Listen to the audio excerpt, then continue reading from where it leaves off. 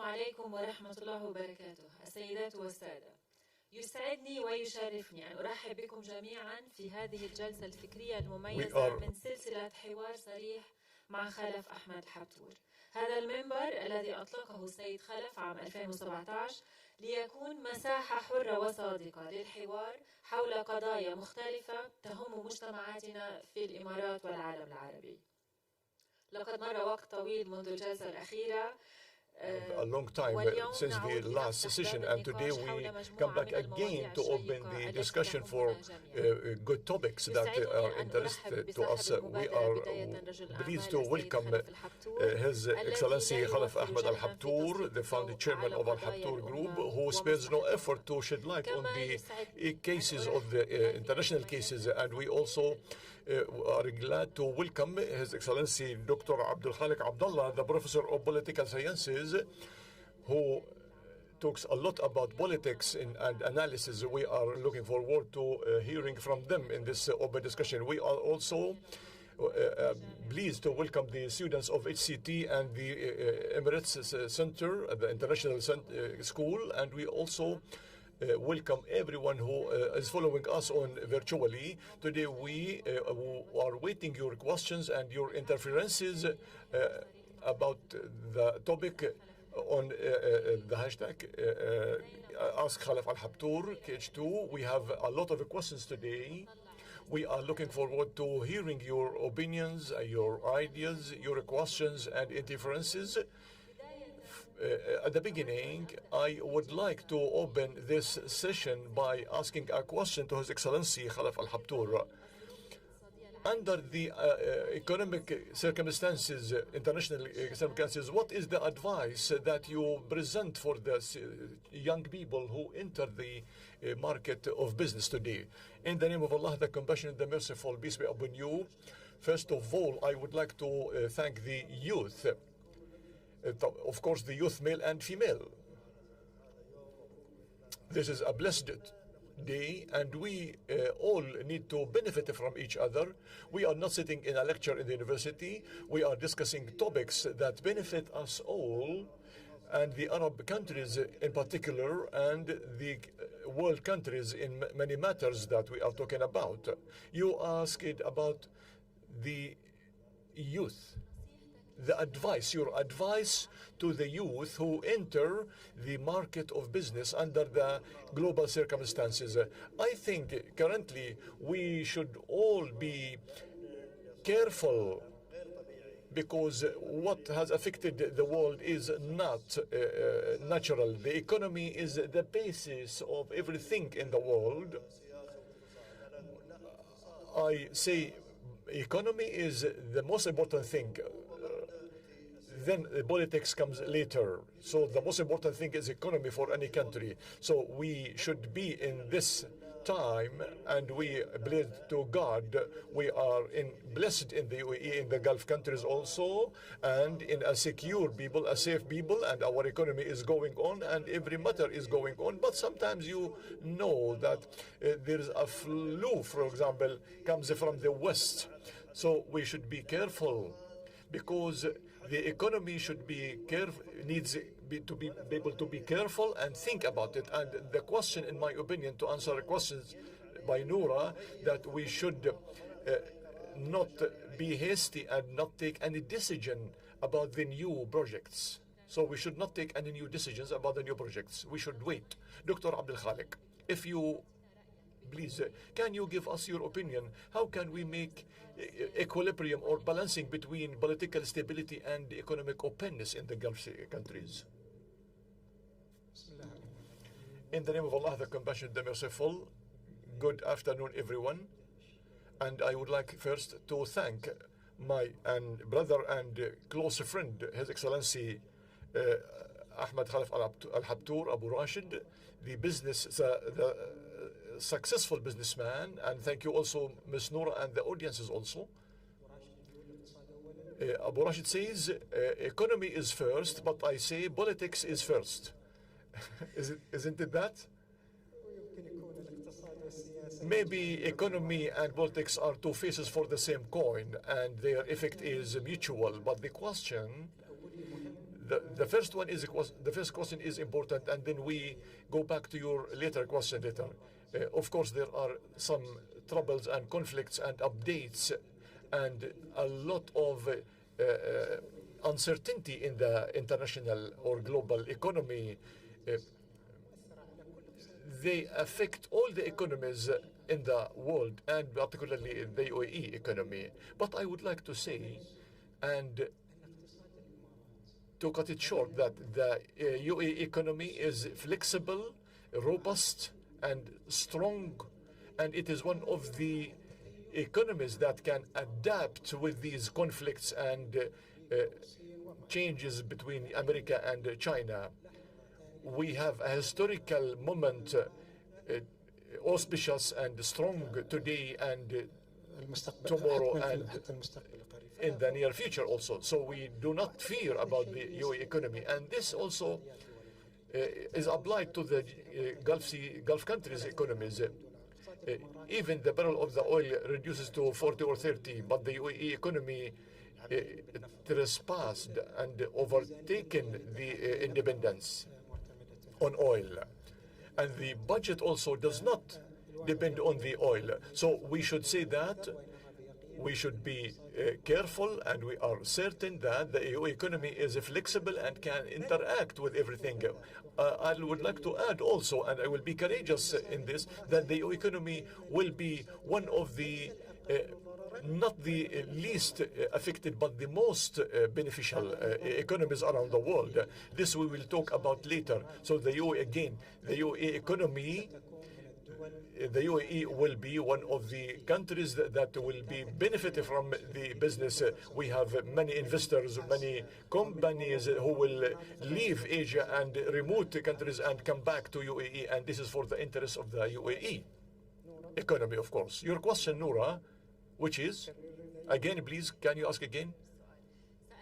I asked you, in your opinion, the economic openness and political, let me read it quickly again, as it is written exactly. I will find it. My question was, the economic openness and the political openness, how can they work together so that we can how can this affect the UAE under the current political and economical circumstances? The stability that Abu Rashid talked about, the harmony, the internal harmony in the UAE, and the ambitious and wise leadership, we have a credit of a political situation so that it enables us socially and economically. In fact, we have in the UAE, for example, the economy is prosperous and robust and strong. But the UAE today, it has a good reputation and status and friendship and credibility from the east of the globe to the west of the globe. This is status and reputation attracts investments and businessmen and more success. I think we are in a comfortable status and condition that will continue us to continue on this track. Thank you, Doctor. How can we achieve balancing between stability, political stability, and economic openness? You have already answered the question. Thank you so much. If you allow me, I would like to welcome the family companies. You are most welcome. Mr. Khalaf, in many places, some people say that these economic circumstances and Trump's policies also, and the custom tariffs that are imposed on some countries, is a chance for for the economies of the Gulf countries. It is a good opportunity for the Gulf countries' economies. It is doubtless that I agree with Abu Khalid that the UAE economy, thanks God, for one reason, from the emancipation and establishment of the UAE, its soil and sea, there is a good cooperation between the leadership and the businessmen and the citizens also. Otherwise, the UAE will not succeed. The UAE will succeed with synergy and cooperation. This is the difference between us and any other country. This is the cooperation between the UAE and we witnessed that late Sheikh Rashid Al Maktoum, he had a lot of nationalities. The UAE, the diversification and diversity from many nationalities, religions, backgrounds, civilizations, ethnics also. This is the foundation, and this is what we welcome and encourage this, which is the excellent thing. And our cooperation, for example, on a gas station, you can see 4 people from different countries and 4 religions, different religions. This is the synergy and the cooperation. This is the point of our success. We should not say, no, this is from a certain country. No, we don't say that. We are all one family for the success of this country and raising the flag high, the UAE flag high. We are talking about the perspective of the economy and the security and safety. There is no doubt that, as I always say, that money or economy or anything, what they call is economy, we were traders, and we used to listen to hear that the businessmen, big businessmen are the traders. It is doubtless that the matters before were good, but sometimes the hasty decisions with the professionals in the West, like for example in the USA, in Trump, who decided according to the taxes and the tariffs in Europe and here and there, it is doubtless that there are troubles happened between the people. I will give an example. I have English friends. On the weekend, for example, they used to take their family and go to have dinner in the restaurant.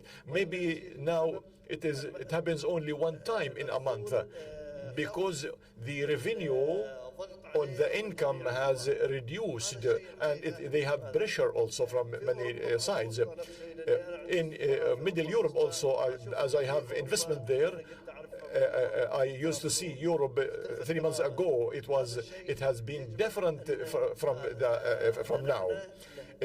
We should take care of ourselves, and we should not take care of any decisions outside our country. We are the doctors of ourselves. We know the treatment of ourselves also, and we should not listen to anyone who interferes in our affairs. That's why our success will be more important than any other people. The matters are good, as Dr. Abdul Khalik said. The economic matters, our matters in all things are good for one reason. The reason is security and safety and stability in the UAE, which is the basis of everything.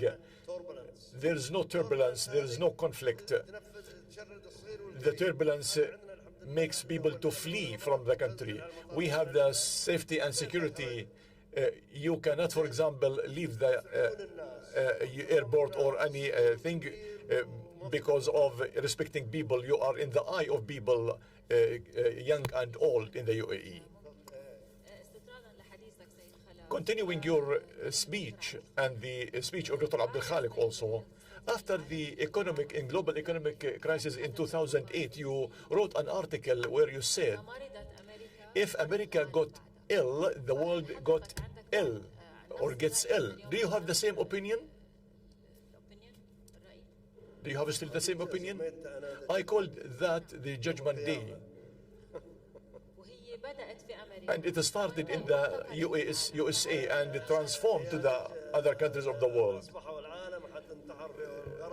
Some people got suicide in the West, and some people did bad things also. We did not expect that.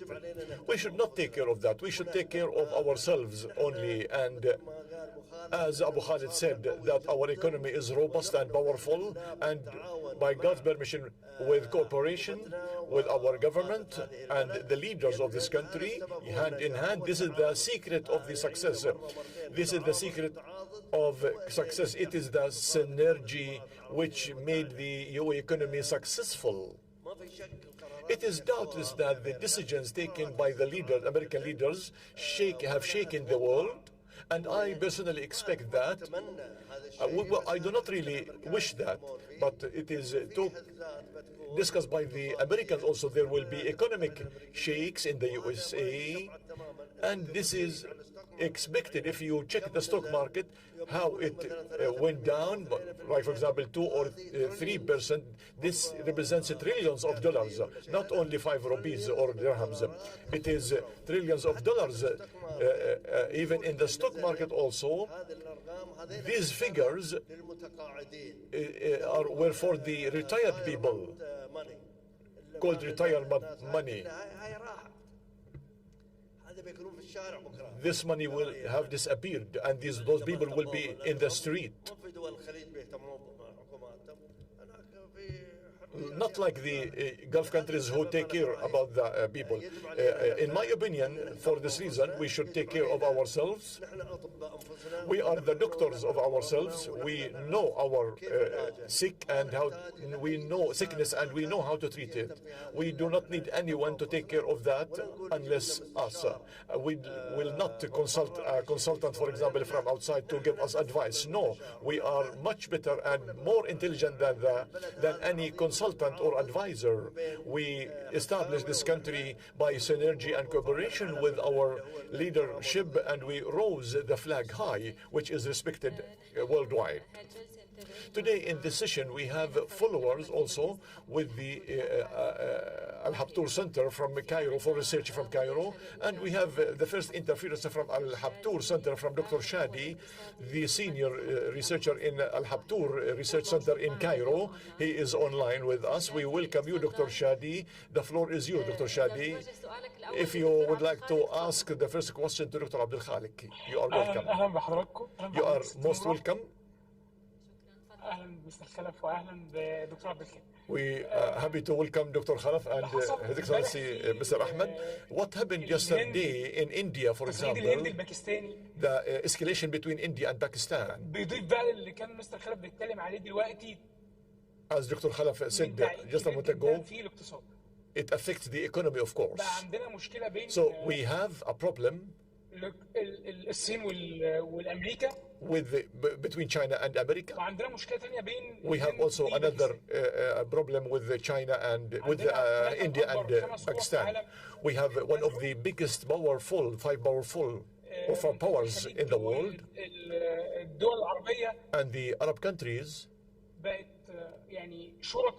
have become partners for these countries, the three countries. How can we maintain cooperation with the three powers under these circumstances?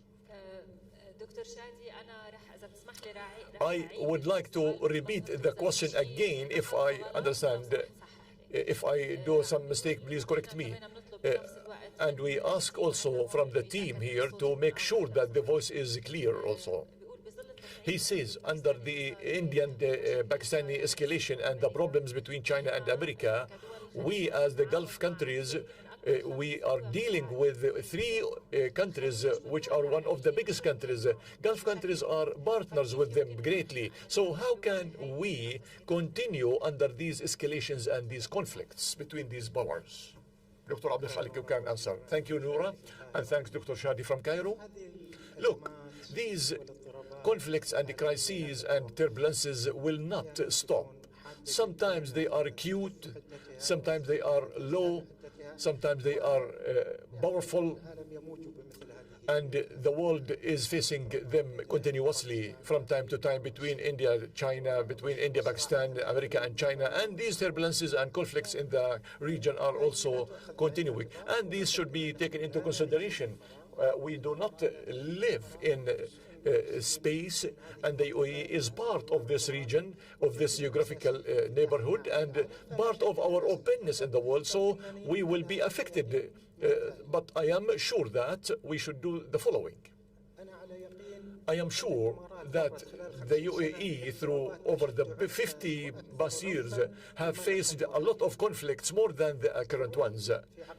We had, for example, wars in our country and in the Gulf countries, and conflicts that did not end over the past 50 years. And in every stage and in every crisis, either regional or global, the UAE became stronger, and also the Gulf countries also became more stable and more prosperous. If you look at Saudi Arabia, the line of the Saudi Arabia is going up.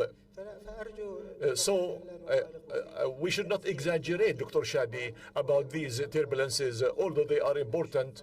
And as I said, we do not live outside in exile from them, but we, in every moment and in every crisis, we should have a step to flexibility and more benefit. And I say that because, as Burashid said, we always, either there are turbulences like Trump and his policies and his character and what he is doing currently, our compass should be the UAE.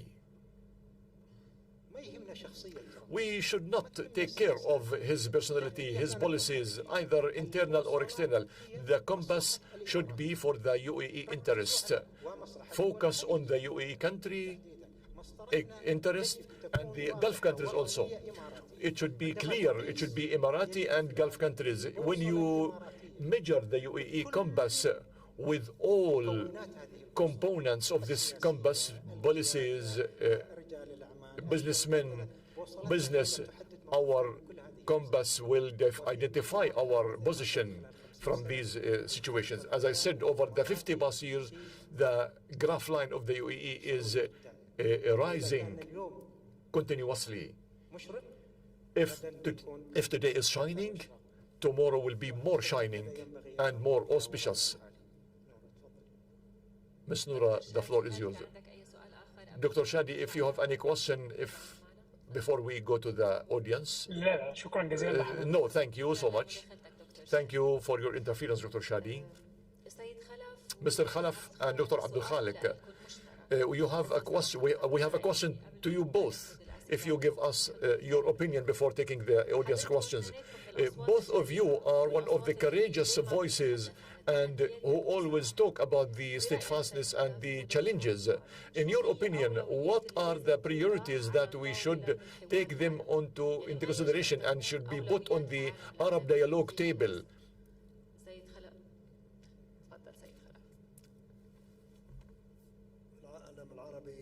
The Arab world, I am with Dr. Khalid, that the economy of the Gulf countries and the UAE in particular is very strong and robust. This is what we do not differentiate about that. But currently, which I call it like the turbulence, as if you are in the car, in the plane going up and down. So the international situation like the America and Trump's politics and the decisions, we should cooperate.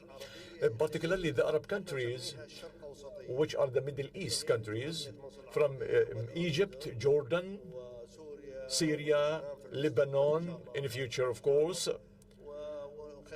and our Gulf countries, and the countries who have question marks. We should not include them because they are suspicious. We are Arabs and Gulf countries, as I said, Egypt and Jordan in particular, and the Gulf countries. We should be clear to each other, 100%.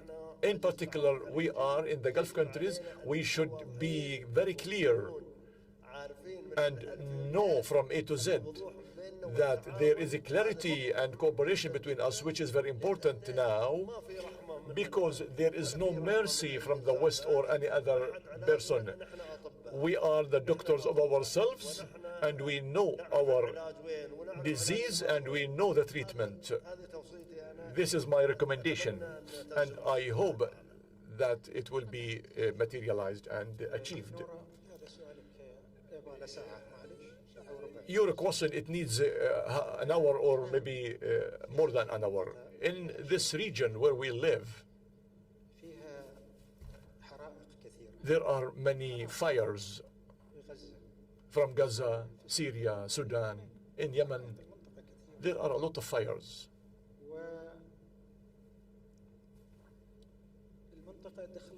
And the region entered in a period in the stability tunnel, the instability tunnel, or the tunnel of instability.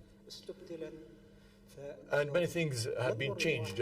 When we look at our circumstances and our neighboring in the Middle East, we say that, Alhamdulillah, the UAE is the oasis of stability and cooperation and prosperity. And we are part of this region. What should we do then? This is one of the challenges. This is internal or national challenge that we should deal with it. Of course, we are not living in the paradise. There is no perfection, but there are regional challenges also. The regional challenges makes the UAE an aware country about its responsibility towards what is going on in the region. There is a historical national responsibility lies on the UAE. When we are good, when we are safe, and the UAE is in the prosperous country, the prosperous period, and in its golden and Muhammad leadership, the president and the vice president also, Sheikh Mohammed bin Zayed and Mohammed bin Rashid, the two Muhammads. So what is the responsibility? We cannot leave the rest of the fires without taking action to put out fire. This is our mission. We should have a firefighter in the region. Over the past 10 years, the UAE tried to heal wounds here or there and put out fires here or there and regain stability to the country. This is the responsibility of our country. The region lost its stability. And we should, as Gulf countries and the UAE in particular, regain the region, the stability. This is the historical interest and responsibility because of prosperity and development. Quickly, I will also say that this region was kidnapped from extremism, from terrorism, from political people, and the responsibility of the UAE, the national and the historical responsibility, as well as the Gulf countries, is to regain an amount of justice to the country or to the region that entered into the tunnel of extremism and violence. This is the historical and national responsibility of our country. Thank you, Doctor, for this answer. I would like to ask the audience to be ready for these questions. If you have any questions, please provide the microphone to the audience to ask their questions, if you don't mind. Thank you. We have 4, please, mics.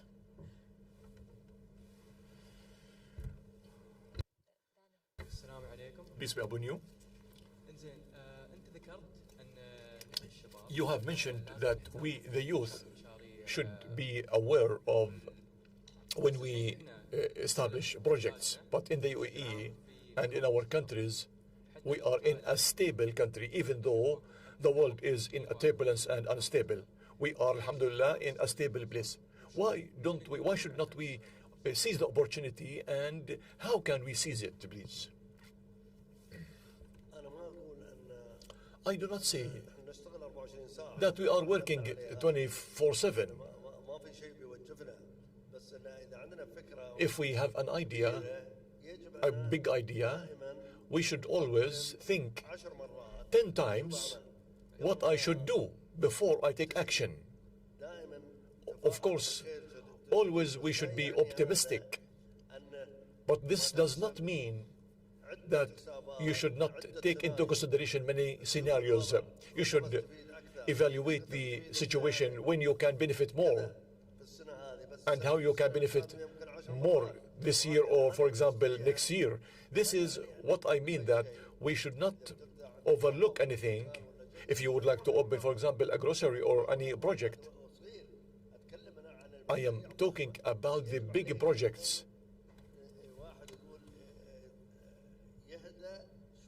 You should be careful and do not hasty. Like, for example, in other countries, Arab countries, they have problems. You know, a lot of countries, Arab countries, like Lebanon and other countries, Yemen, Palestine, Iraq, all these countries, they have things that are unstable. We wish them peace and stability, but we should we should have antibiotic, and we should be careful that the flu they have will reach us. And we should not interfere them or make them part in our treatment. We should help them in the treatment, but from far. We take care of them, but remotely. I will not take the flu or the disease they have, because I am in a merit, in a good situation. I can sleep whenever I like and get up when I like, and this is one of the biggest good things I have. So what do you advise people to do in terms of the projects or the work in which, how much money you have first? I don't have any money.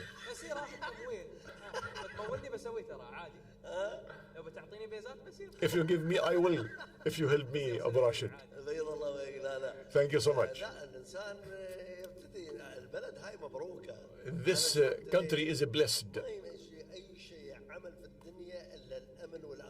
The most important thing is security and safety and stability without any chaos. I gave an example. Economy, as I said, like if you hunt a rabbit or a bird or a fish. I'm not a fisherman or a seaman. You should be very calm to hunt this.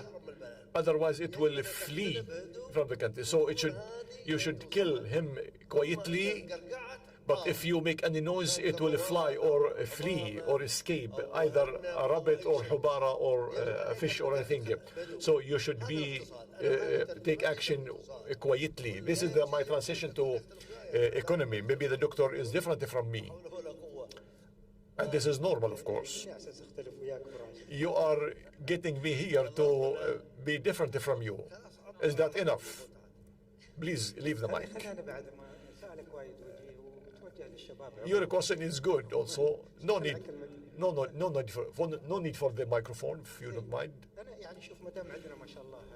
So long we have a number of youth here in the audience, and following what Abu Rashid said, and to answer your question, Abu Rashid is a model for a good Emirati businessman, Emirati Arab successful businessman. He started simply, but he has reached to form an empire real estate, global real estate. The UAE, for example, is a good model for development, successful development in the UAE. It is one of the least models in the region. Also, the UAE, if you go back to 1971, before you were born, we had humble and simple starts. In 1971, you cannot imagine the UAE has reached the situation. The question to you and to the audience, the youth audience, is there any equation to realize and achieve success? Any equation for achieving success? Success does not come accidentally or by luck. If anybody tells you, he will be mistaken. Don't believe him. My model is Abu Rashid and the UAE. There is an equation which is simple one, but it needs to be mentioned in this connection.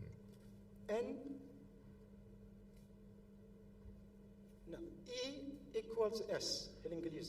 E equals S. E. I wish we had. E stands for effort. E stands for effort. يعني جهد. إصرار. عزيمة.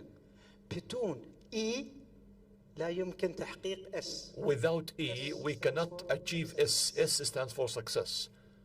E equals success. No E بدون نجاح, no S. If there is no E, M E there will be no success. M بمعنى more effort. means more effort. جهد ليل ونهار من الساعة 5 الصبح إلى 10. If you pay effort from 5 a.m. to 10 p.m. like Abu Rashid, in the peak of his success, he does not stop. He exerts a lot of efforts.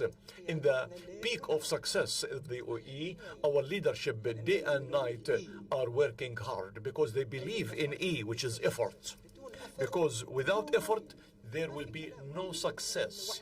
Absolutely no success. Because success will not come by luck.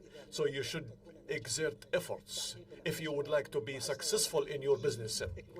So we have E equals S. E stands for effort and S stands for success. So without effort, no success.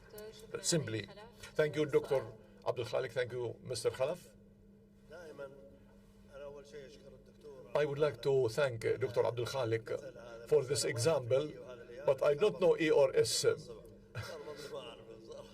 because I'm not good in math or chemistry. I think the youth know that better than me. Success is one principle. There is one principle in success, which is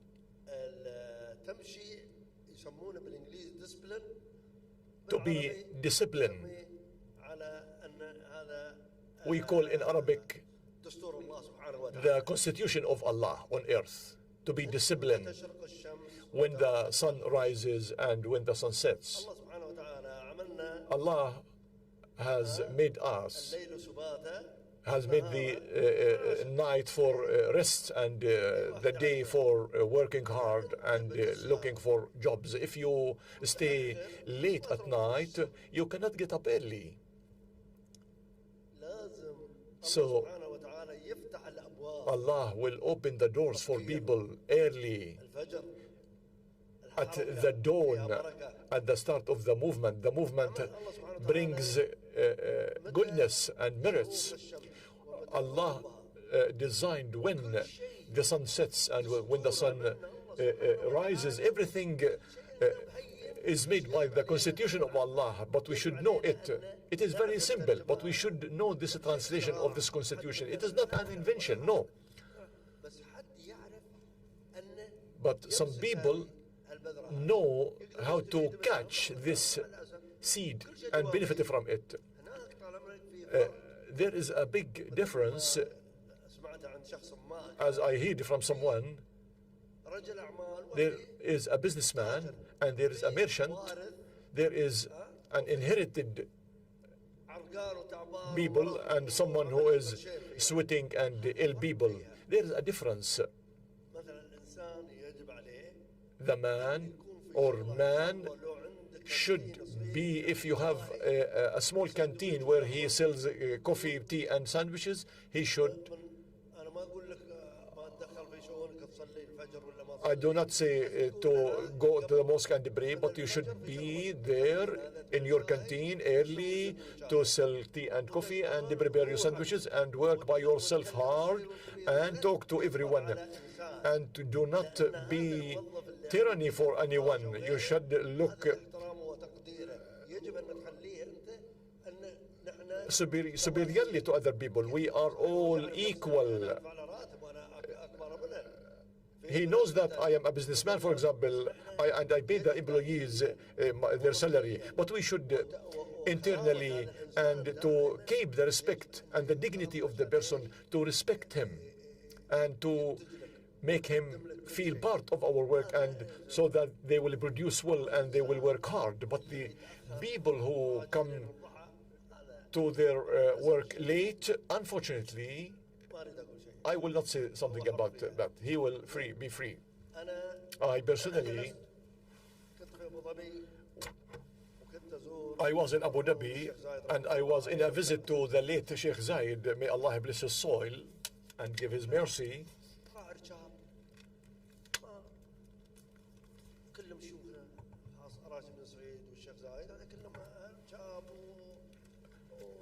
late Sheikh Zayed and late Sheikh Rashid were camel men. They had camels.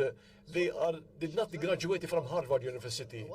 Imagine that in the late 60s or the mid 60s, late Sheikh Zayed, how he thought that he should make a council for planning,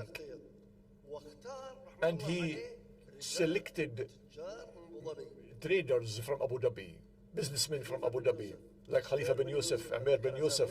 I remember their names, all of them.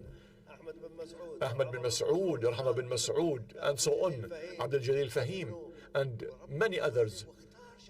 And he selected two men from Dubai,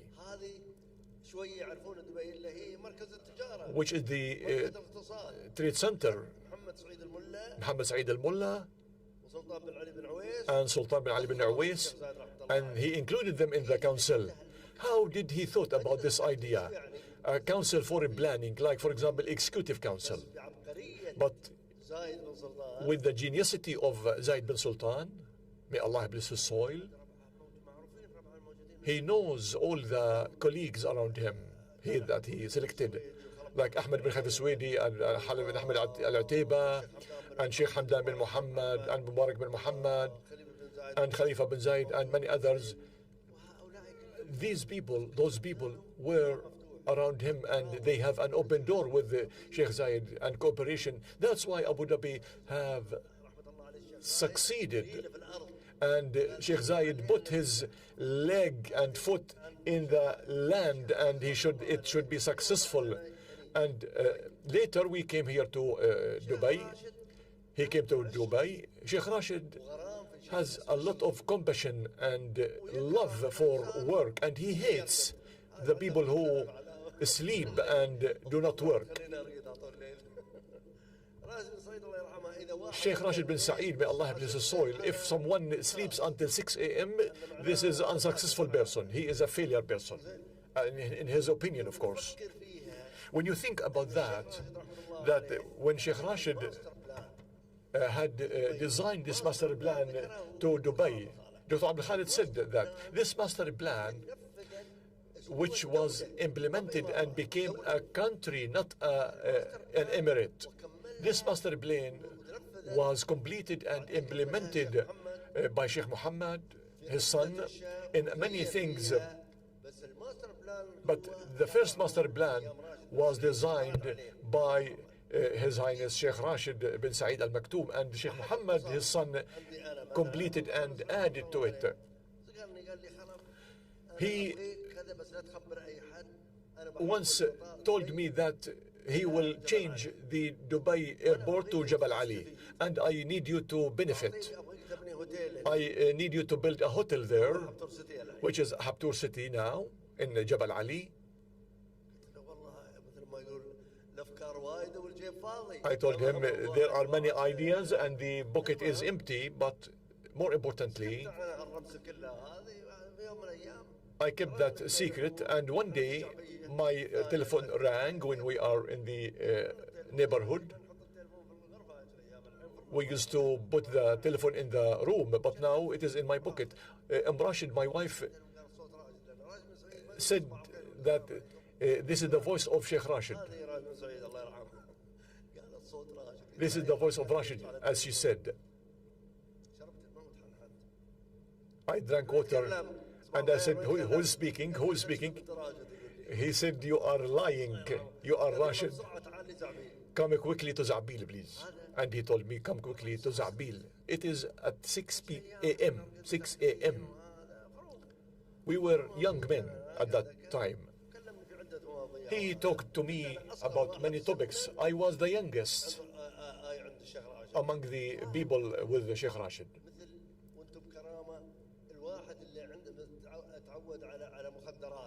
This was like someone who takes, for example, drugs. I cannot imagine not to see Sheikh Rashid 3 or 4 times, because he is a school where I benefited million by 100 from him. Everything he used to make, I thought about it and tried to imitate him and copycat him. These are the men these are the men who we used to consult and who used to consult people, either fishermen or traders like Graders or Al-Fatim, Al-Ghurair or Al-Fatim or our colleagues. We used to consult them. And also he consulted with the fish seller and the camel man. I called the villa in Jumeirah the Hyde Park Corner, which is a very blessed area. All his colleagues come to that place and discuss the topics. I called it the Parliament and the Hyde Park Corner. Everyone who wants to say something, come to this villa. I like to explain that to you, that the morning, the early morning and the early work is the secret of success and production. I come here at 6 and then finish at 9 and then go walking, and I have dinner at or lunch at 12 o'clock. Sorry about that. Thank you, Mr. Khalaf. We have another question from the audience, and when we continue, please introduce yourself first.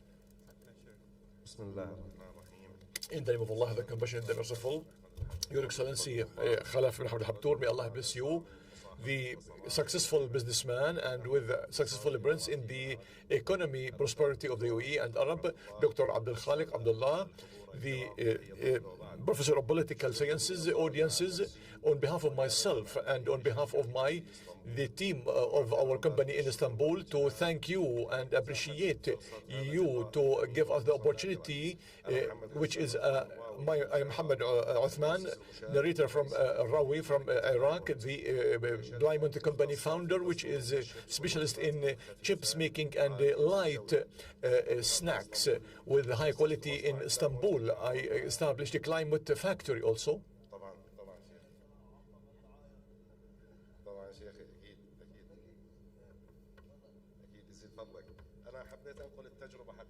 I like it to transfer my experience to the youth here. In 1 minute, please.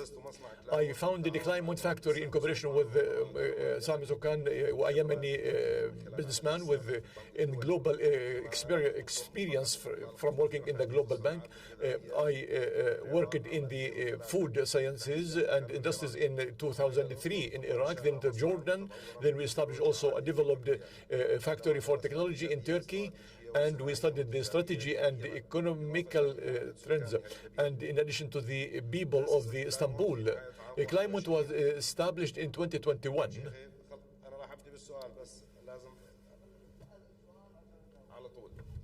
Please ask the question. I am a successful company. We have a branch for we have designed and a protein chips, which is a protein baked, not fried. And we, as suffer from the foods in the market, we have a high and advanced technology. I have been working for more than 20 years in this field. I have come from Turkey looking for advice and consultation from you. How can an auspicious company like ours to attract and invest in the Arab world and build a bridge between it and the Arab investors? How can you open the way between our industrial successful company and our investor people in the Arab world, and how can we attract them who are looking forward to entering in investment opportunities for a long-term opportunities? We put their experience between your hand, and we hope that your advice will be a light to us, and may Allah guide us to the good, and may Allah give you health and prosperity and more success. Thank you so much, and sorry for the long question. اول شيء شكرا لازم يكون في رحبه شيخي الله يطول عمرك شكرا يا سيدي الله يطول عمرك واهلا وسهلا بك انت رجل ناجح وشرف. You are a successful person and your company is successful, and we hope you success your country. The UAE is open for everyone. As you said, the transparency is there, and you will have support from everyone. We paid $1.8 billion with my partner, and in 20 months we invested, and our sales reached $4.4 billion. And we are proud with you and Dr. Abdul Khalik that we are the only Arabs who entered the Turkish market in 20 months only. You did not bring your products here. I have outside in my bag. Because of the earthquake yesterday in Turkey, I'm sorry about that. I did not bring the stuff. Thank you, Mr. Muhammad, about this interference. Allow us to take one more from Al Habtoor Research Center from Egypt also. Then we continue with the questions from the audience, please. We have Mr. Mustafa Ahmad. He is Senior Research in the Political Center in Al Habtoor Research Center in Cairo. Mr. Mustafa, please, the floor is yours. You can ask the question. السلام عليكم ورحمة الله الحضور الكريم. Peace be upon you. بنشكر السيد خلف We thank Mr. Khalaf Al Habtoor for this open talk, which we used to look forward to, and we consider is an exceed for the people to learn from the experiences and the skills that Dr. Khalaf has. My question is, متحدثة باسم البيت الأبيض عن spokesman from the White House said that there is a near visit by Trump to Gulf countries and the UAE in next May. In your opinion, what are the key topics that will be on the agenda between Trump and Sheikh Mohammed bin Zayed? And the tariffs also imposed by Trump will be part of the discussion. Thank you so much. Thank you, Mr. Mustafa. Dr. Abdul Khalik, the answer is yours, please. The question is, a spokesman from the White House declared that Trump will visit the Gulf countries and the UAE in May, next May. Thank you, Mustafa, again from Cairo. Trump is coming to the Gulf area to visit Saudi Arabia, UAE, Qatar on 13 to 16 May, 3 days. And this is the first external visit to the American president outside the country, the UAE, the States. In his first period, he visited Saudi Arabia. When we think about that, why an American president, which is the most powerful country, he chose the Gulf countries? He did not choose China or Europe, for example, or Canada. He chose the UAE. Why? Some people say that this is a secret question. Some people say that he comes to take money. If you enter in this discussion, this will be useless. I will give you a hint or 3 points, Mustafa, about this. It was very clear that Trump respects profoundly to the Gulf countries' leaders. He respects Sheikh Mohammed bin Zayed and the Crown Prince Mohammed bin Salman and the presidents, and he meets them with respect. And we saw that when Sheikh Tahnoun went to visit him in the White House. He sat as if he is a president of the country, Sheikh Tahnoun. And he is not a president, of course. He met him with his team on dinner as if he were a president.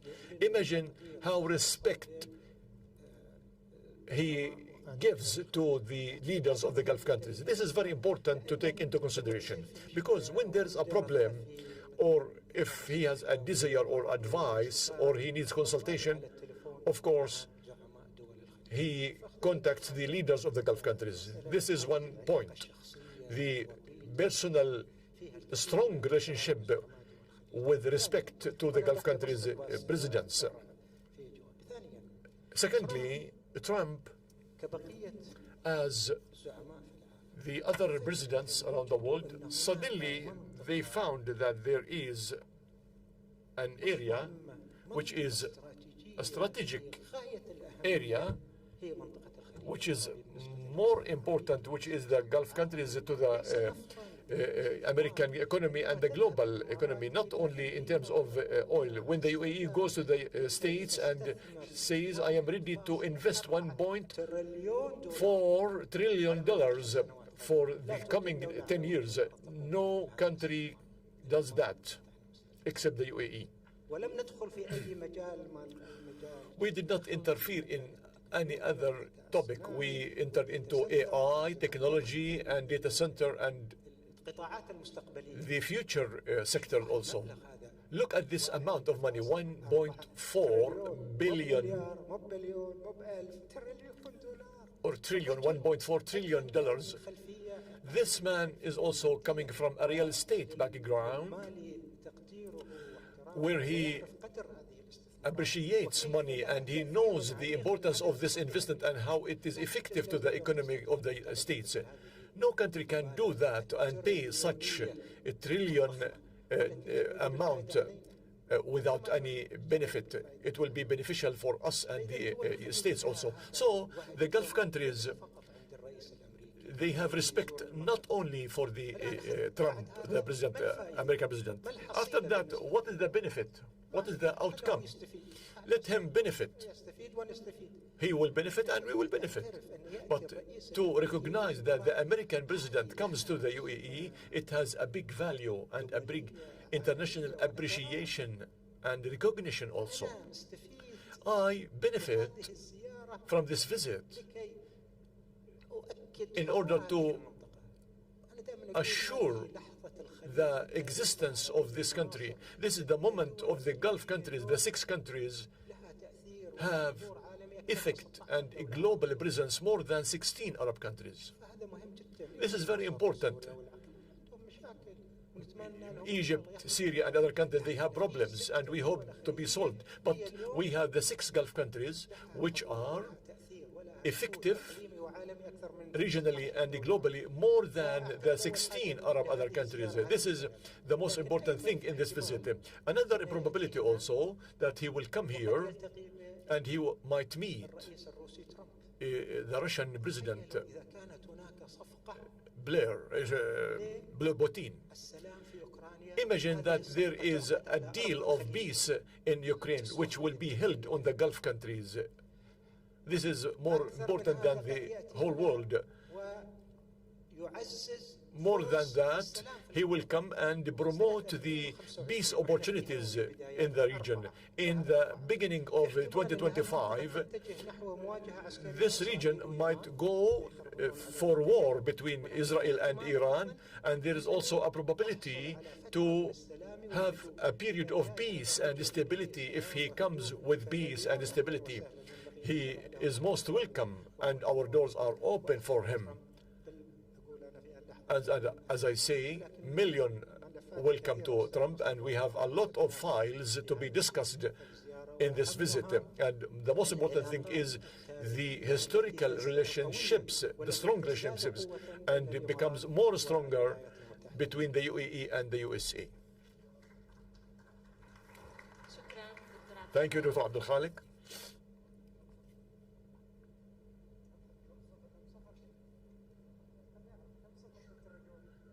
How many zeros in a trillion?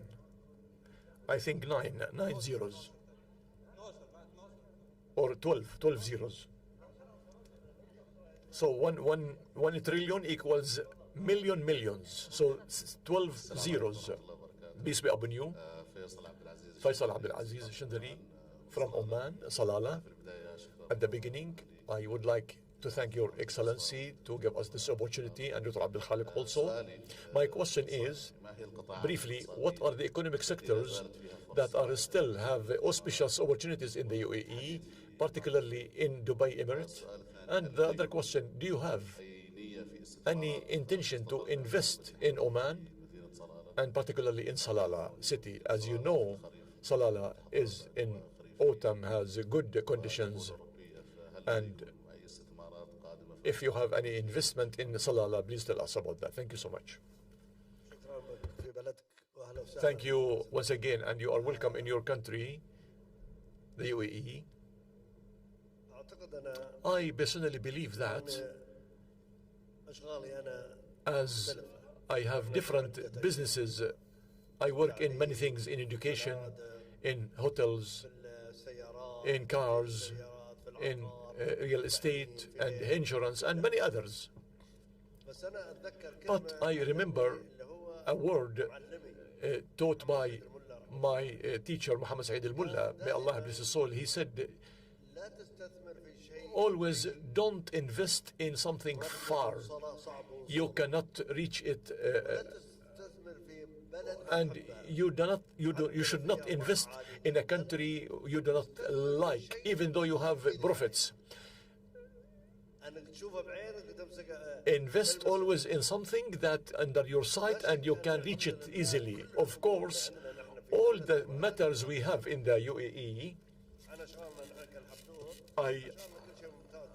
we are talking about our businesses which are successful, and we hope that will be more successful by God's permission, and this comes by the synergy and cooperation with the young and old, with all nationalities whom I work with, and with understanding. This is the secret of success. But in the end, the security, like for example, if somebody puts a sack of rice in your house to give your children, the most important thing is real estate, which is the security of the future. At least you have a house. You have something to rent, so like for example, a grocery. I'm not talking about building a big building.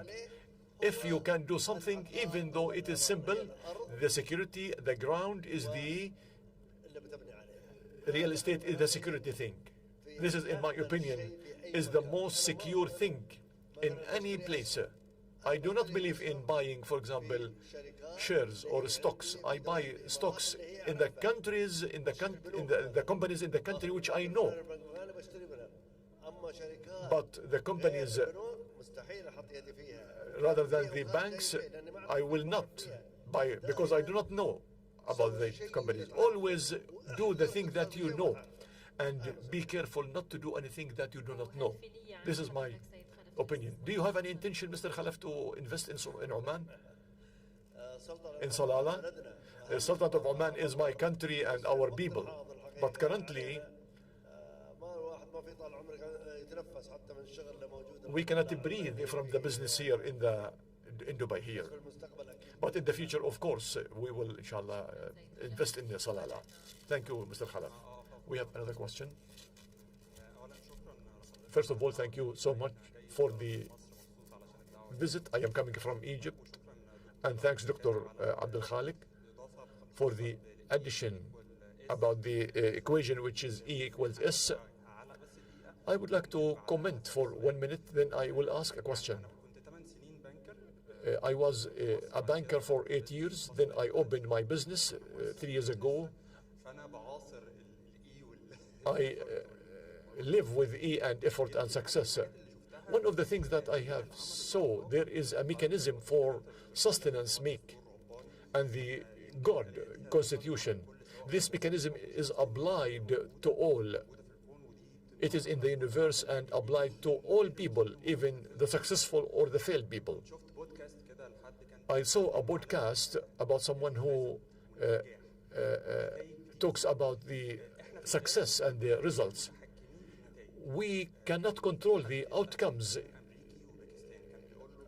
He was American and Pakistani, and he told we cannot control the outcomes because they are out of control, our control. Please ask the question. The outcomes are external. We do our best, we pay efforts, we endeavor, and in the end we have the results. My question is about the vision. How to pass the vision, either the company or the country, from the founder to the smallest individual in the institution. How can we pass the vision? And can the companies grow without the founder and without his vision? Through the teamwork, can the companies continue and succeed?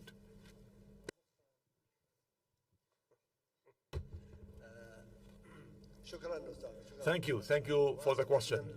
And I'm sorry for asking to ask the question.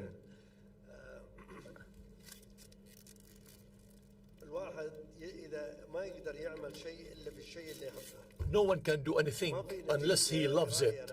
there will be, this is my opinion by the way, it is not the opinion of the school or the university, no, it is my own opinion. You cannot produce, you cannot be successful if you do not like it. First of all, you should have compassion, you should have love to this thing, because you will be productive, you will be successful. And you must be believing in this so that you will produce. For example, if I would like to open, like for example, or enter in the banks, I cannot. Even though I am a CEO for the insurance company, I do not understand well, but I have board members, I have executives, and I am a stakeholder or shareholder. Always enter in something that you know well, so that you will be productive and you will be successful. This is in a brief. Mr. Khalaf, how can you pass your vision, your commitment to the other people, for the people you're working with you and the generation, future generation? Cooperation is very important. You should believe in someone who is productive and who cooperates with you well. Even though he's a waiter or executive or director, you should cooperate with him. And you should give respect and appreciate his work and drive him, encourage him, congratulate, for example, him. Even the cook also, you should praise him.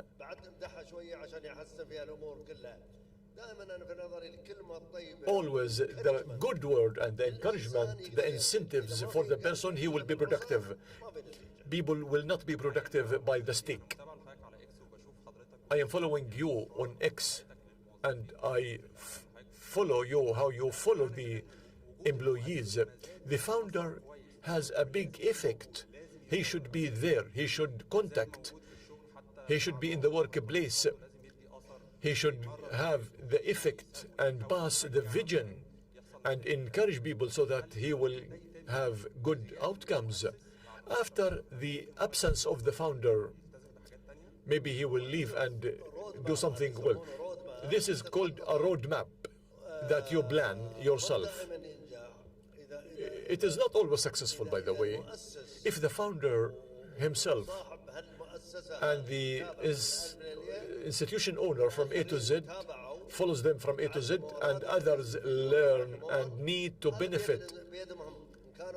This is important. If you have your children and your grandchildren, if they need to learn or to be failure person, this goes back to the person that you taught him and you sent him to the university, and after that he does not depend on himself. Some people, for example, learn well and become successful.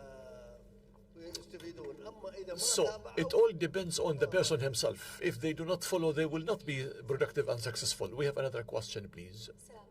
Peace be upon you. Mariam Al-Mutawwa from Dubai for a Global Companies Center. At the beginning, on my name and the family companies, I would like to thank you for this session, which is very interesting and enjoyable. I don't have a question, but I have a word or advice for our brothers and sisters from the family companies in Dubai. What is your advice to them, please? From your experience, you can please pass your advice to the third and second generation. What is your advice to them, please, to the family businesses? We cannot say anything, unfortunately. I personally hope that the youth who are here, either your sons or grandsons, to follow your track. But as you know, sometimes some people do not have desire. You do not need someone who is wholly dependent on his family or father, mother, or the society. But we have many of them, even though with me, literally, some grandchildren, unfortunately, try how much you try to inculcate and adjust him and acculture him, but to no avail. But some of them can listen and can learn. But with my respect to the people and the youth, the girls are more productive than the young males. I am not overgeneralizing, but I mean that the girls produce more the males, and this is a fact, by the way. And we hope that the new young males not to follow me or another one, they should follow how their sisters or their cousins like to work and like to produce. They should follow them. This is important. I do not overgeneralize to the young, because we have many successful young people in many things, and they are too young, and they hold good posts. Even though they are 26 or 27, we have executives and directors. This is a good merit from Allah. I am not talking about these. I am talking about there are some people. I am talking about myself. I'm not talking about any other family. I'm talking about myself. We have some young people who do not work. They work they come to the workplace, but unfortunately they do not produce. And this is very troublesome to me. And this is one of the things that some people do not like to say that, but I like to say it personally. The Prophet Muhammad, peace be upon him, when a Bedouin came to him and he said, what are the secret of success? He said, good work and commitment. In your opinion, Dr. Abdul Khalik, why do you think girls are more productive than the boys? Why does he see that, Mr. Khalaf Al Habtoor? Because you are in the field of education and you deal with males and females. Why do you think females produce more than males? We in the UAE University have 70% of females and 30 males, 30% in the university. If you go to Zayed University, you find 90% females and 10% only males, because the Zayed University was established particularly for girls. The woman is more careful in education and tertiary education and excellence more than the males. 2 out of 10, for example, they become leaders and excelled people. I taught in the university, and I taught in Georgetown, Harvard University, more than one university I taught, and you can find 1 or out of 10, the girls pay much effort than the males in different fields, not only in politics. Now why? I'm talking about the UAE woman. Pays a lot of effort more than the man, and she is more determined and insistent to success more than men.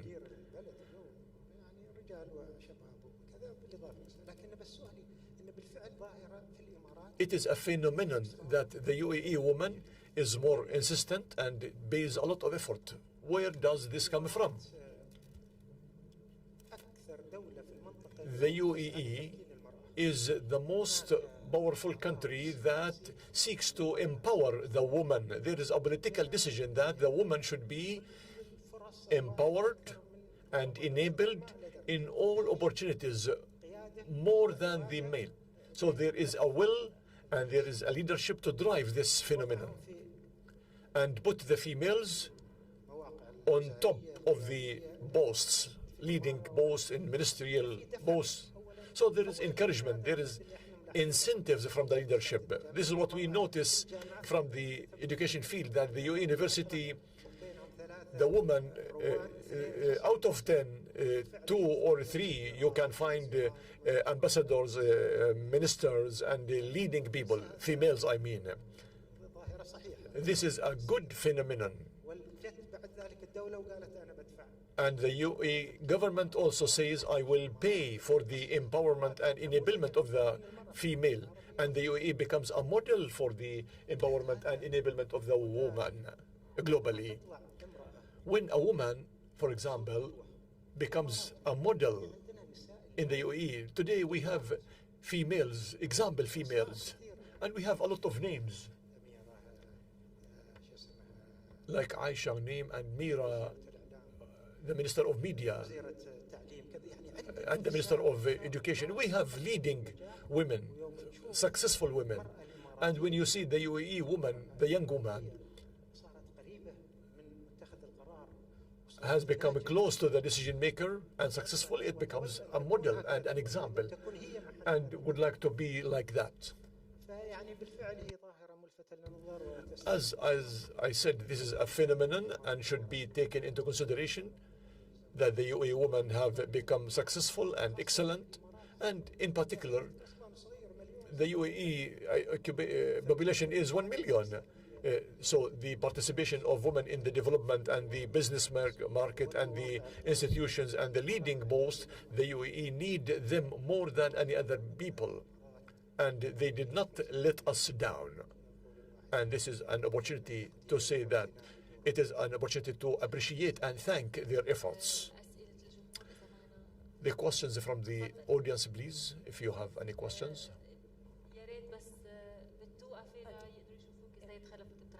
Please stand up. Peace be upon you. Shada Hajati from Dubai University. I have two questions. The first question, what are the specifications of the successful leader, in your opinion? And the second question, the specifications or the qualities of the successful leader, and how does AI contribute in economic development? So what are the specifications or qualities of the successful leader, and how can the AI contribute in the economic development?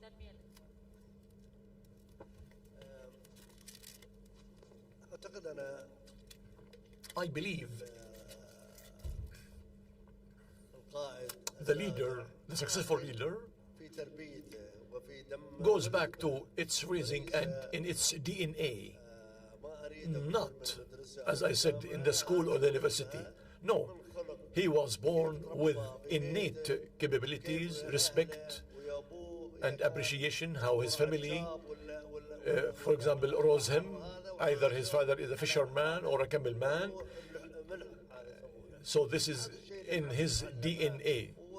This is what we have learned from our fathers, and the interaction with people and the men, especially those who benefit from them, and keeping away from failure people or unsuccessful people who do not care about the time.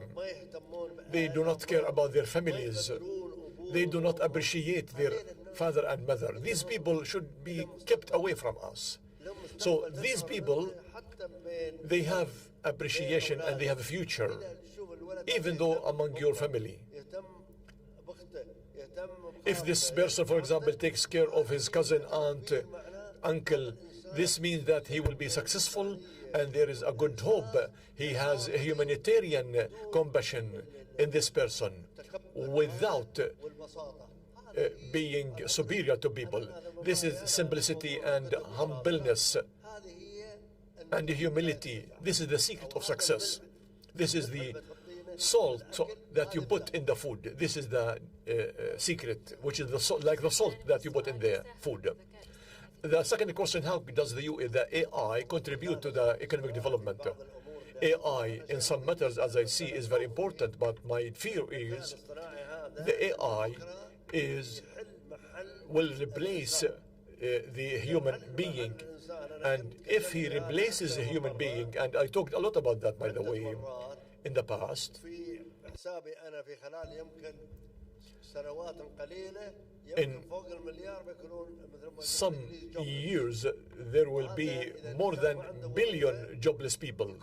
If these people who do not have jobs will go to bad things, there is no doubt that the AI has a good side, but we should benefit from that. But I do not want AI to affect the work of the human being and replaces his work. Sometimes you can say,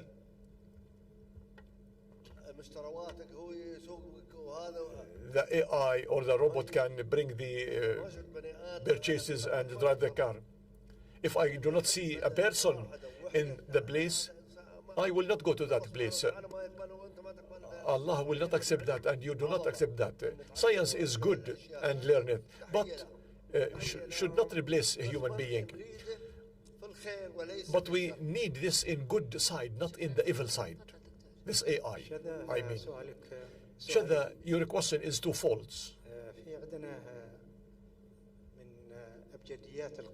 One of the literatures of the leadership, the leader is born a leader in his DNA, in his blood, in his family, and sometimes there are some models where the leader is born as a leader. His capabilities and skills increase with him, and sometimes the circumstances make the leader. Even the normal person becomes a leader under certain circumstances, and he becomes the best to lead the lines and the people and become a leader. And in order to be a leader, it is very important to have a vision, clear vision, and persuasion capabilities,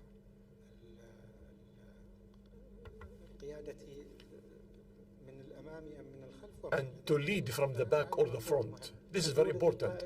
So the leader is born a leader, or the circumstances make the leader. We go back to the other important question, which is about the AI and how it contributes in the economic development. It is the topic that is discussed greatly in the UAE, especially in the UAE. Many people talk about the UAE because the UAE entered this topic greatly and powerfully more than any other topic, on the basis of the opinion that the future is for the AI. If we retreat from the AI, the country will be retreated. So it is a sovereign decision taken to enter the AI in everything under these preservations and these concerns. But 80% of the AI is auspicious and promising, and we should take care of it. In this connection, over the past 50 years, since the UAE was established in 1971, the UAE advanced more than the other countries because it is invested a lot in the infrastructure, in the airports, ports, telephones, roads. It invested a lot in the infrastructure, more than any other countries, and it excelled and developed a lot more than other countries. That's why the UAE attracts, due to this huge investment in the infrastructure, like airports, ports, roads, telephones, and so on and so forth. Now, 2022, the UAE took a decision that it is time to invest in the digital infrastructure, not physical, digital infrastructure.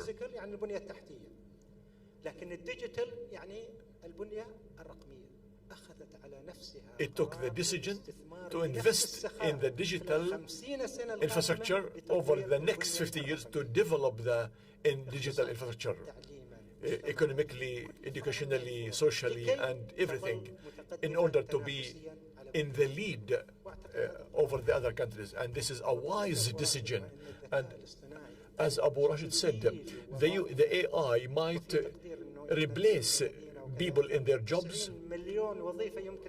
Maybe 90 million jobs will disappear due to the AI from the business market. Maybe. The same estimation says maybe 170 million jobs will be new due to the AI. So 90,000 or 90 million will disappear, and 170 million will come or will emerge due to the AI. So there will be no scare, but we should be cautious and invest well in the AI, because it is the good investment or the best investment in the future. We have the last interference from Basant Abdul Fattah.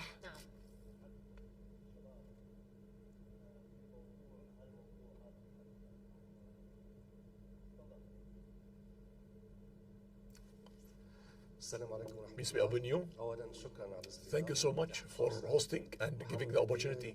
Muhammad Hadia presents you from Tunisia. After talking about the exceptional decisions taken by Trump, I think that a question should be surfaced. How do you see that these decisions are effective? In other words, will they continue? Will they exacerbate? Or the international or the Arab economies will challenge them? The most important thing is, do you believe that these decisions will be static, or there will be a retreat in the prospect or the horizon by the President Trump? In fact, thank you for the question. We need your participation and your opinion in this topic. Doctor and I, like you, not better than you in this connection, but we need to learn from you and exchange our ideas. If you have any idea about this, we can benefit from them for the future, so that we can amend our matters. We should not keep silent and listen only. No, we need you to participate, to exchange your ideas, and please, if you have any ideas, tell us so that we can amend and benefit from it. To answer your question, I believe that the decisions taken by the American President Trump is for him only about his country. There is no doubt that these decisions are his, but I personally imagine that it affected the USA and the American stocks and the American economy, and this effect will continue greatly in certain matters. I have good relationships with American people, politicians and researchers and universities like Harvard University. I have good relationships with these people in America. You cannot create, as it is said, problems that comes without money. Why should you put a problem? The problem is that he paid billions for problems. Now he have many problems with universities, with other institutions, with other parties. These decisions taken by Trump and the American government, it is doubted they affected America initially and firstly, not us. It affected America greatly in all states, American states. We hear some people say, like for example, the Americans whom I know and communicate,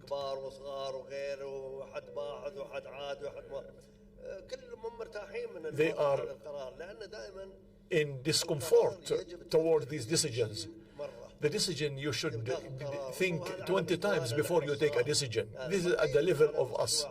How about the level of the president and the countries? We in the UAE will not be affected by his decisions. I agree with Dr. Abu Khalid.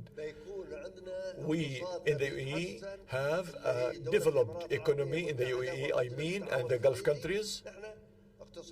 Our economy will develop, will be prosperous, and will not be affected.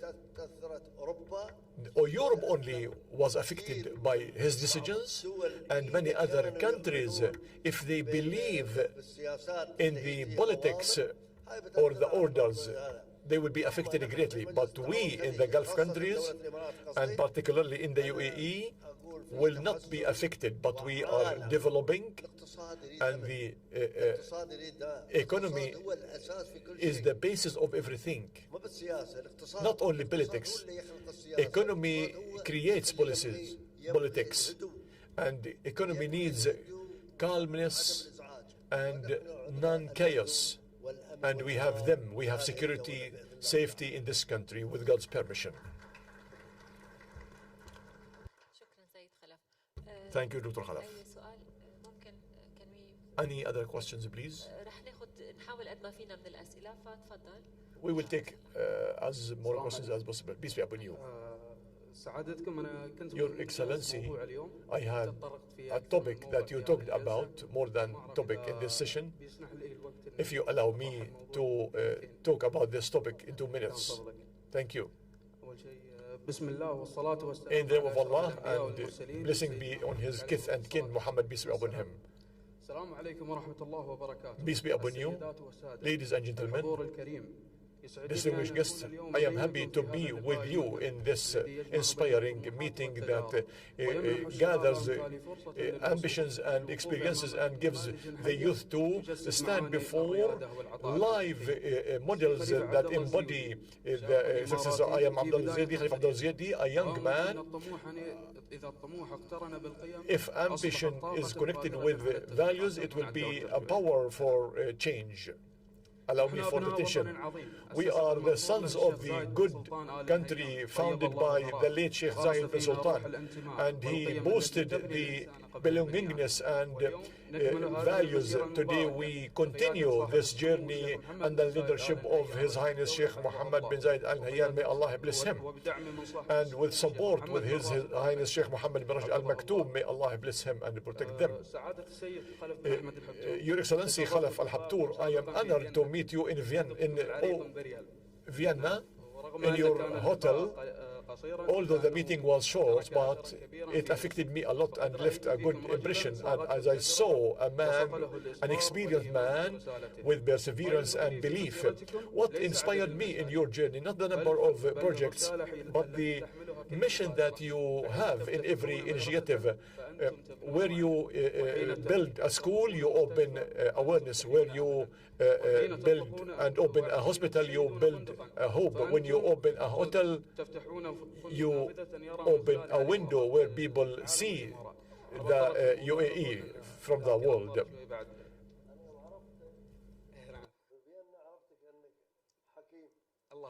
I knew when I met you in Vienna that you are a wise man. هي نعم سامحنا عاد مجهز خطاب يمكن 30 صفحه بعد شوي المغرب. هي نعم لا الله يعزك. زين بس يعني فحوى الكلام كلمتين. The most important thing is مره الاسره. In 2 words. طرقت فيها اكثر من موضوع. The family. You talked about more about the family. ما شدني يعني في شخصكم الكريم. What attracted me in your personality, not only your answers, but your talk about the family and the sons and the grandsons. And the house that encompasses all the success. This makes the real leadership will not be complete without the family warmth. Our topic today is about economy, but the family or the person is the basis of the economy. Currently,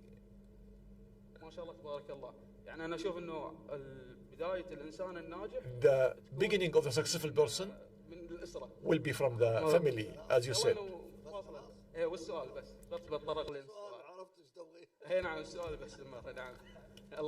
The question is, where are challenges, accelerating and opportunities?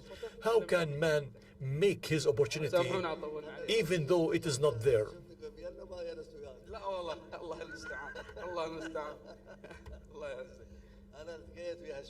I met this man, he's a clever man in Vienna, and I was happy when I met him. And he came to my hotel as I said, this is Afrit, means yani jinni. I am happy to see you again.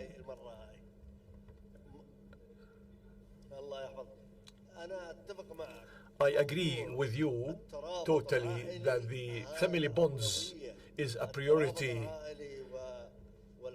and the family warmth and the family relationships is very important, but unfortunately some families are far from that. I will give you an example about me. I have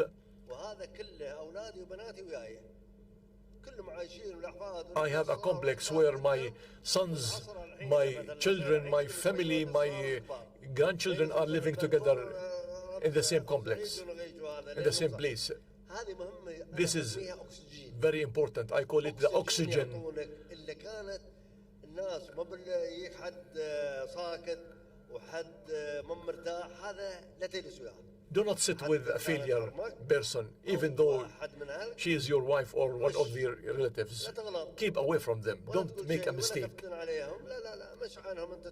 Just go away from them. Only the good faces, the smiling faces, the welcoming faces, always sit with them and welcome them. These people give you power, give you oxygen, give you charge. If you have family problems, you cannot produce or be successful. So the family who encourages their sons or wives or brothers, this family is the good one who will be successful and productive in the future. So simply the family bonds and relationships are very important. It is the key to success and prosperity. Peace be upon you. In the name of Allah, compassionate, merciful. I am Rashid bin Ahmad Al-Mansouri from Dubai University. Thank you, Rashid, for giving the opportunity. Ahmed Abed Al-Mansouri from Dubai University. Thank you for giving us the opportunity. My question to you, Rashid, what are the challenges that you have met in your journey and how you overcome them and how you help the people to overcome such challenges? Give us a lesson, please, that you have learned and how you overcame your challenges. I do not wish that any person like me have the same experiences. I am the person who cares about the bits and pieces, and I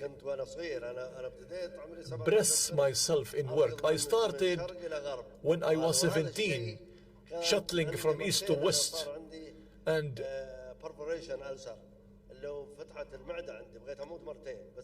I have ulcer in the stomach and I was about to die 2 times. I did not have Indian rupees, I did not have anything. But with God's permission, Allah guided us.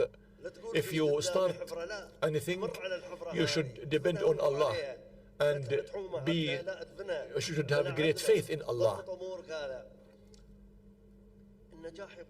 So success needs effort. Success needs to have a good faith in Allah and ask Allah guidance and to facilitate His matters. If you put the first foot on something, you should continue. And you should respect everyone, young and old. There is no doubt that. At the beginning, for example, I was a partner with some people.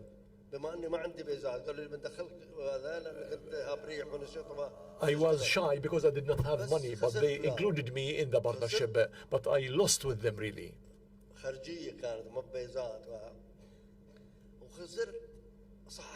I lost also my health because I used to be shy from this or that. I will give you an example.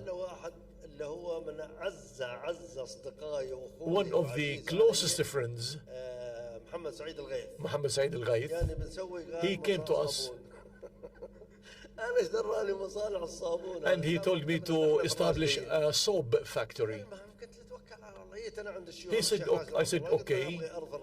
And I told the Sheikh Rashid, may Allah bless his soul, that I need a lot of land and I do not know really how they make soap. We bought the machinery and we borrowed money from here and there, and we consulted an Italian person who stole us, unfortunately.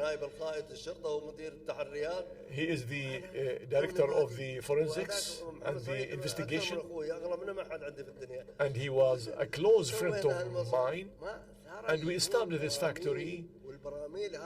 They used to bring barrels with fat. All the Rashidiyya area had a bad smell, and all of them complained about that. How can we avoid and cancel the bad smell to Rashidiyya area? we told Sheikh Mohammed that we will close this factory. Also, although we lost, we got an Iranian person and we sold the machinery and gave the land to Mohammed, my friend.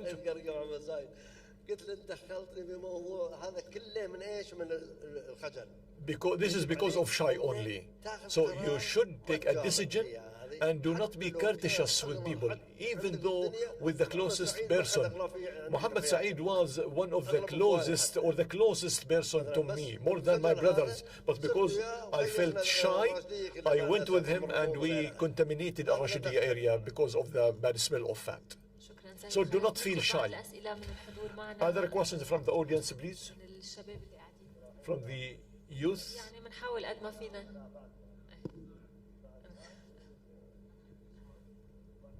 معلش لأنه الشباب ونرجع لعندك تكرم عينك. We will go back to you. حسام الدين, please stand up. شكرا. السلام عليكم. Peace be upon you. حسام الدين حسين. مهندس كيميائي. I am chemical engineer. شكرا جزيلا. Thank you so much for Dr. Khalaf Ahmad Al Habtoor for this opportunity. يعني كويسة جدا إن حضرتك قلت. It is important that the best investment is real estate. منتج I need اللي هو طابوق عازل للحرارة. عملت خط الإنتاج يعني عملنا خط الإنتاج. Insulator kind of bricks. I had a production less than 5 times less than the normal production line and 40% less than the market price. We have applied for land in Kizad. You are coming here as a salesperson. If there's opportunity and the product has an opportunity with you with a price different totally from the market price. If you have an opportunity to cooperate together in our product, which is insulator bricks and 40% less than the market price. We will take the details. I have a sample with me. I will show you later. Another question, please, from the audience. Lizelle, the mic, please, for the gentleman. تسمعوه باللايف ستريم سيد خلف. Give him the mic. Okay. بغيت أسألك شو شيء كنت تتمنى لو تعرفه وأنت صغير؟ What did you wish to know when you were a young? What is the thing that you wished to know when you were young? شو شيء كنت تتمنى تعرفه أنت؟ عرفته يوم أنت كبير. And you knew it when you became old.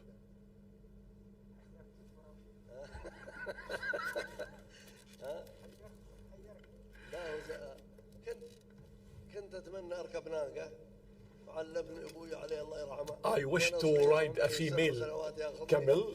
My father used to take me when I was 7 years old. He used to take me to the desert and he taught us how to ride the camel and how to build a reach in the desert.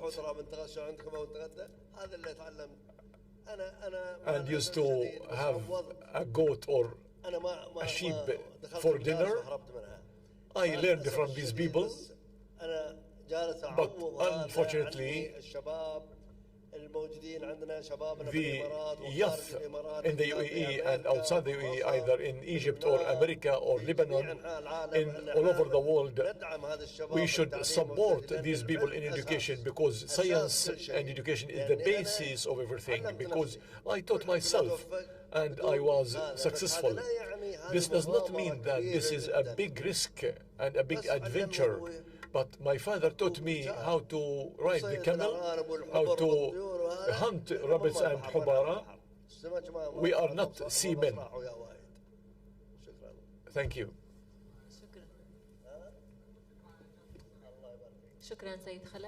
Thank you, Mr. Khalaf. One more question from the audience, please. Good afternoon to everyone. I'm glad here. I'm a student from University of Dubai. So as you said, economy is more important or first than the political.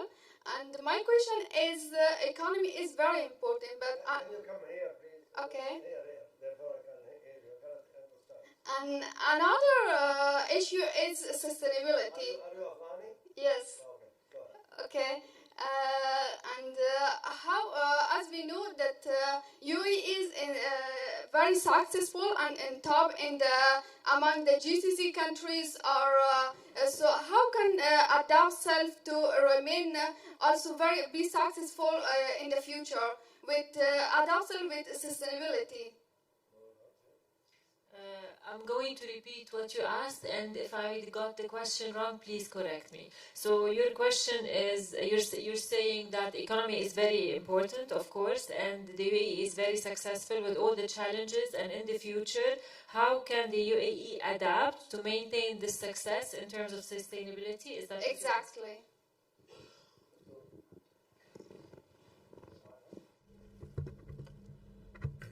Thank you very much. Even your question is very complicated with your good accent. We are trying to improve your accent, and this will be punishment to Dr. Bastaki. He did not improve your accent. And this is your fault, because the accent, and that is very, very poor. Fadli, please, sit down. Right? Pass the Dr. Bastaki. He's no payment anymore.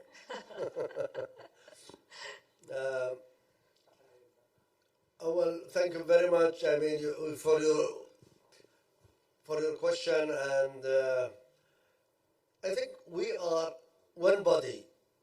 GCC is one body.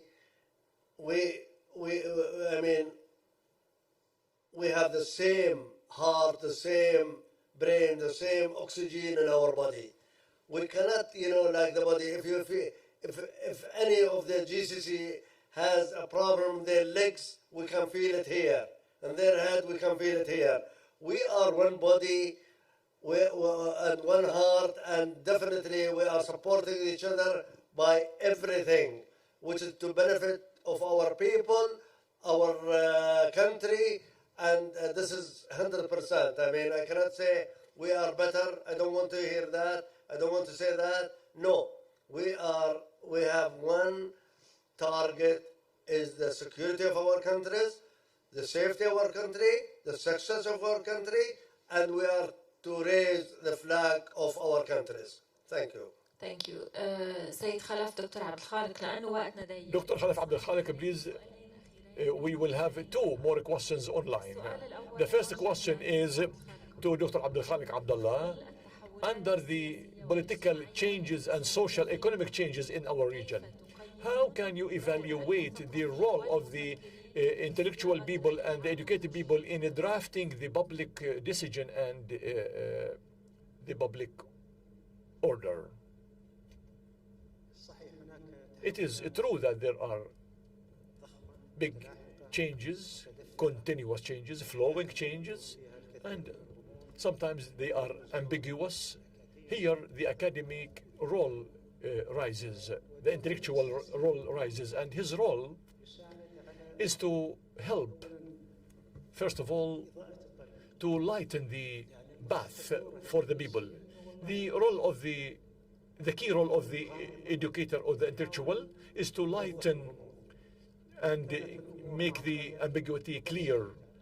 He should facilitate and simplify the complexity. This is the most important role of the educator and the intellectual, or the writer. Some people do this role and others cannot do that role. Also, the intellectual people or the educated people, Noura, they should be the conscience of the nation and the country. He should say, he sometimes says something that does not make the decision maker happy or the public, and he pays the price of his voice. If he does not have this role, he will lose his credibility. You know, a lot of researchers and educators and intellectuals, they paid a lot of price because the decision maker did not feel happy with the decision or what they have said. These people have said, I mean the intellectuals or the educators or the researchers. They made the decision maker angry. There are 3 kinds of bridges. which can connect between the educated and the decision maker, between the writer and the public or the society. The educator and the decision maker might be in harmony and in full agreement, and the bridge between them is golden bridge, robust, strong, and both of them benefit from each other. And sometimes this bridge might be wooden bridge. There is a bridge, but it is a wooden bridge. When you step by the decision maker or the intellectual, this bridge will maybe broken and collapse. In certain cases, there is no bridge, but there is an ocean. This is in a part, and this is another part, and they conflict to affect the public opinion and a political sovereignty or power, either intellectual or political, and they come into the conflict between each other. And answer this question, and briefly, I believe that the intellectual should build a golden bridge, and the other party also, and this conflict will not benefit anyone. So the golden bridge should be there. The last question, or for Mr. Khalaf, and also you, Mr. Abdul Khalik, can answer it also. What are the tips that you present for the youth under these exceeding and accelerating changes, either social, economic, or political, to maintain the success of the UAE? So what do you advise the youth in the UAE to contribute to maintain the success of the UAE now and in the future?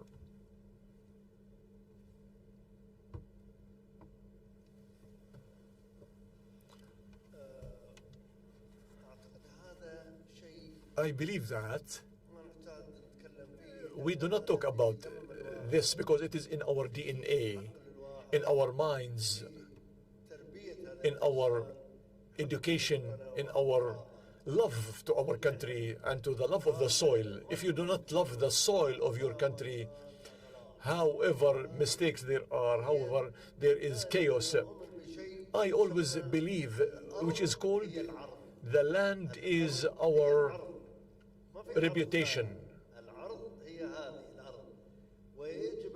Our reputation is our land, and we should like it, we should love it, we should maintain it. I don't believe that, particularly in the UAE, we lived in small houses in the Shandaka area, houses made of mud and stones, in tents made of palm fronds.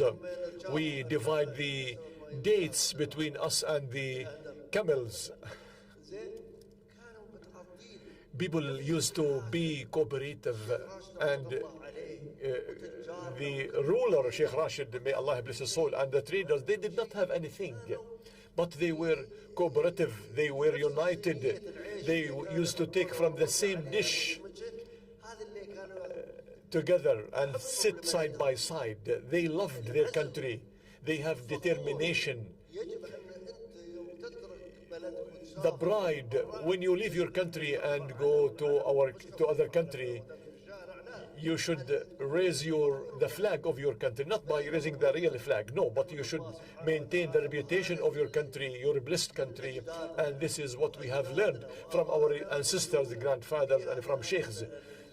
The land on which they live, we are in a good merit and goodness.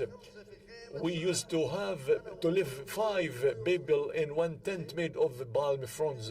I, my parents, my brother, and my sister, and we used to divide the dates between us and the camels. And we were very satisfied and happy with that. We are in a good merit, and we should maintain this merit and this goodness and the real goodness that we have. This mixture of many nationalities. We have many nationalities in the UAE.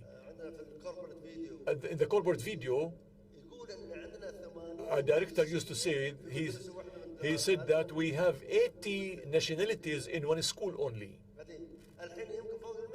Now they have maybe more than 100 nationalities in one school. Imagine that. Can you imagine that?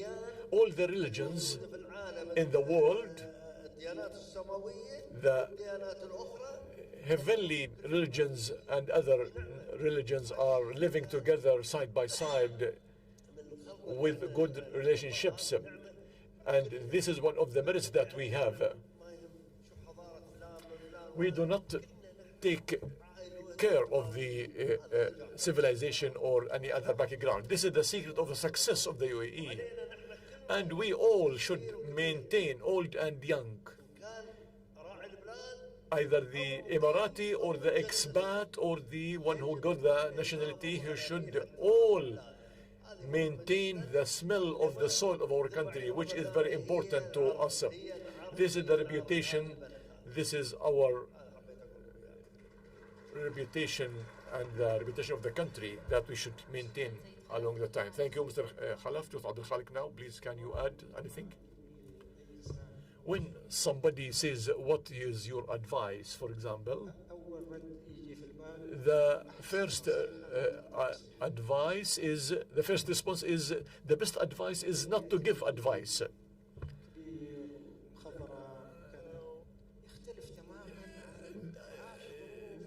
Any generation will be different from the coming generation. They lived different life. So the advice that he will give you is based on his experience and his circumstances. So it is not good to transfer your advice based on your conditions to the new generation who lives a new life and a new background. So it is better not to give advice, but to give the youth and the future generation the opportunity to make mistakes and to correct themselves. But to answer your question in this connection, particularly the youth in the UAE, our land, our country is in our necks. You are before a country, secure, stable country, safe country, which gave the citizen, the local and the expat a decent life, a good life. All of this was presented by a generation, leadership, team, work, and intellectuals, businessmen. They presented the UAE as it reached what it had reached in the 2025. We have 20 or 30 years. This gaining, national gaining, is your responsibility, is the responsibility of the country. How, first of all, to maintain this country and these gains. This is number one, how to maintain your country and your gains, to receive the flag and the integrity and get the UAE back 50 years ago. It is a catastrophe. You should feel the responsibility of this integrity.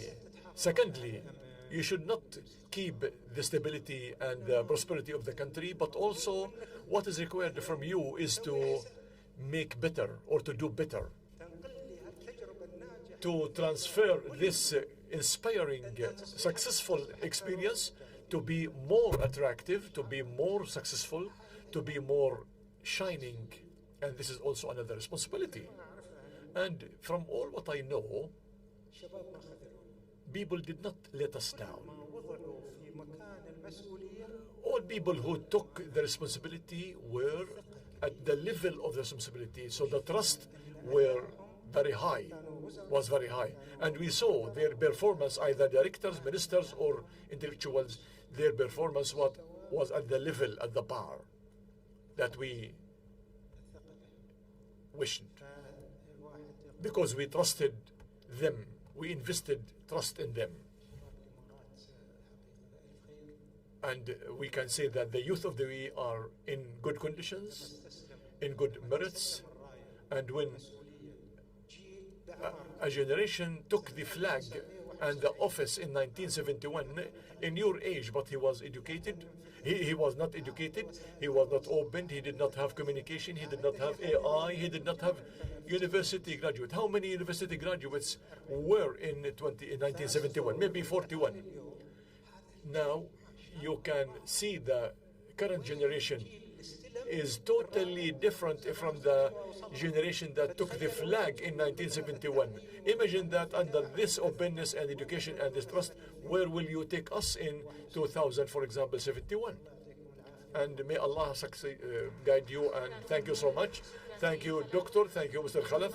Thanks for the audience and the followers, and we hope we will meet you in an open talk later. Thank you so much and have a nice evening.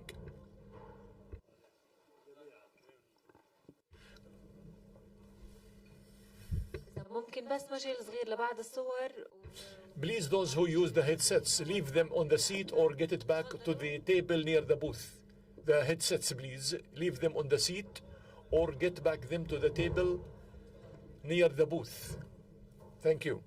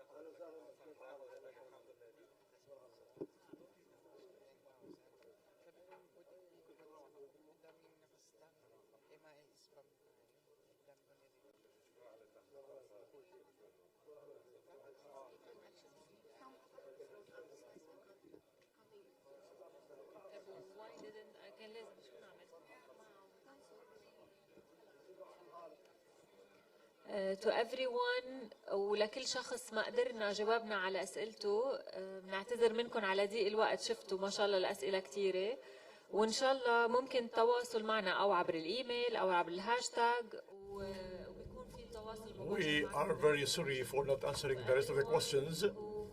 Flew in or attended the session and wanted to ask a question, please address it on social media using the hashtag, and we will make sure that you get your responses in person or over email or through video. We will make sure that you all get your responses. And again, thank you for being here, and apologies. You saw that the time was very short. Thank you.